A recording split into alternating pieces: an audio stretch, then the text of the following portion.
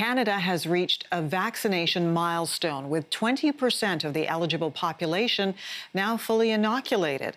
According to CTVnews.ca's vaccine tracker, 20% of Canadians 12 and up are fully immunized. More than 75% of the eligible population have received at least one dose.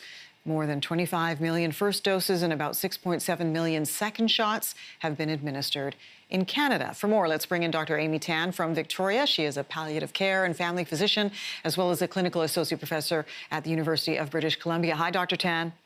Hi, Jennifer. Nice to see you again. You too. I hear you got a heat wave going there. I hope it's tolerable. It's pleasant so far. Okay. Good for Father's Day. Right. Let's talk about these statistics, though, because they seem optimistic. What's your reaction? So they are optimistic, 20% fully vaccinated Canadians. That's great. But unfortunately, we still have a ways to go. We do need to be aiming for 80 to 90% of all Canadians for all of us to be maximally protected. 80 to 90% of full vaccination?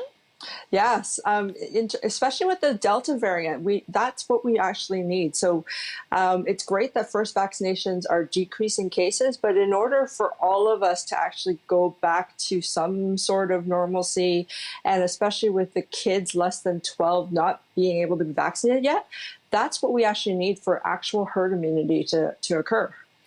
So as we look at some pictures of BC and people are out and about, your province is far more open than, for example, Ontario is right now. People are getting frustrated, Dr. Tan. What do you say to them?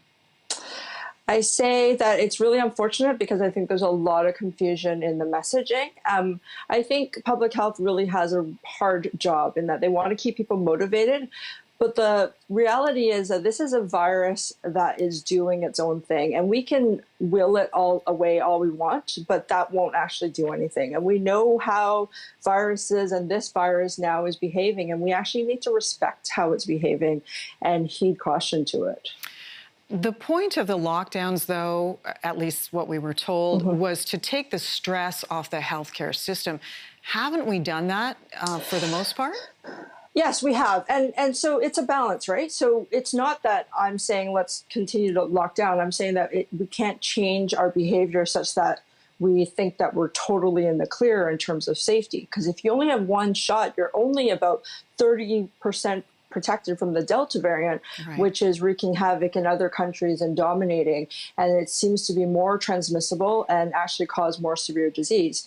So we don't want to have a fourth wave, first of all, and that is the hospitalizations and the deaths. But I would say, I mean, as a family doctor and as a palliative care doctor, whatever preventable diseases we have that are killing people, I think most people would want to try to prevent it. I mean, I deal every day with people who can't prevent the cause of illness that causes their death. And so maybe I'm coming at it from a different perspective, but also we also don't know what long COVID does to people yet. And that is the big thing that we need to keep an eye on going forward, is to what extent do even people with mild COVID, what kind of lifelong debilitation will they be facing?